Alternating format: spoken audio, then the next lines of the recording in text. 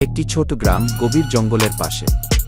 গ্রামের মানুষ বিশ্বাস করে প্রতিটি পূর্ণিমার রাতে জঙ্গলের মধ্যে এক রহস্যময় মনস্টার ঘোরাফেরা করে।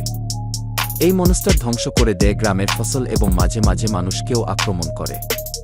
গ্রামের একজন সাহসী যুবক এই মনস্টারকে পরাজিত করার জন্য একা জঙ্গলে প্রবেশ করার সিদ্ধান্ত নেয়।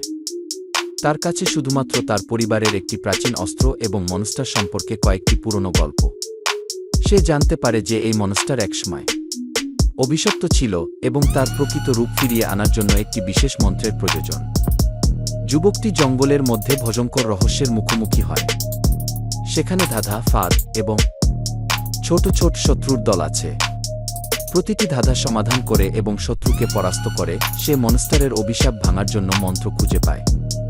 মনস্টারের আসল রূপ বের হয়ে আসে, একজন ট্র্যাজিক নায়ক যে অন্যায়ভাবে অভিশপ্ত হয়েছিল। যুবকটি তাকে মুক্ত করে এবং গ্রামকে রক্ষা করে।